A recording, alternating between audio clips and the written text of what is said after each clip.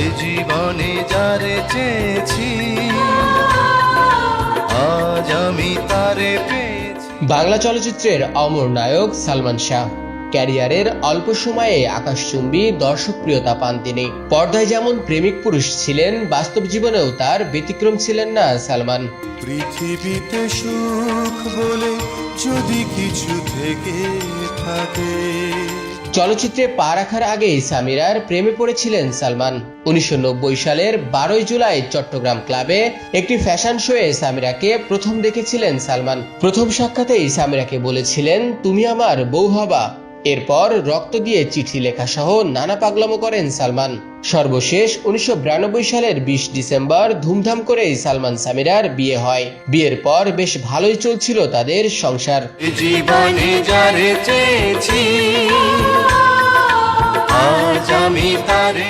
কিয়ামত থেকে কিয়ামত সিনেমার মাধ্যমে সালমান শাহ নাম নিয়ে চলচ্চিত্রাঙ্গনে পা রাখেন তিনি। মাত্র 4 বছরে 27টি সিনেমায় অভিনয় করে খ্যাতির শীর্ষে পৌঁছে যান। বৃহস্পতি তুঙ্গে থাকা অবস্থায় 1996 সালের 6 সেপ্টেম্বর রহস্যজনকভাবে মৃত্যুবরণ করেন। যে রহস্যের জোট আজও খুলেনি। সালমানের পরিবারের দাবি তাকে হত্যা করা হয়েছে। এক্ষেত্রে সন্দেহের আঙুল উঠেছে স্ত্রী সামিরার দিকে।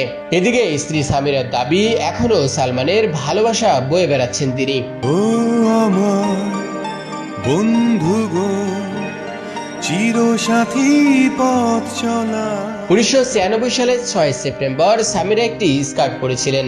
এ পোশাকেই সালমানের সঙ্গে শেষবার তার দেখা হয়। দুঃসহ দিনের স্মৃতিটুকু ধরে রাখতে আজও সেই স্কার্টে পানি লাগাননি সামিরা। তোমাকে চাই, শুধু তোমাকে চাই, আর কিছু জীবন। বিষয়টি উল্লেখ করে সামিরা রাইজিং বিডিকে বলেন, 1996 সালে 6 সেপ্টেম্বর আমি স্কার্ট পরাছিলাম। সেদিনে সেই স্কার্টটি আজও ধুইনি।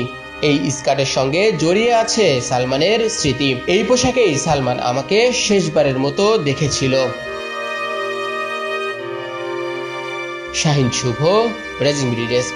সাথী তুমি আমার জীবনে, সাথী তুমি আমার। দেশ বিদেশের সর্বশেষ সংবাদ সবার আগে জানতে ক্লিক করুন risingBD.com। প্রতি মুহূর্তের খবর অনলাইনে।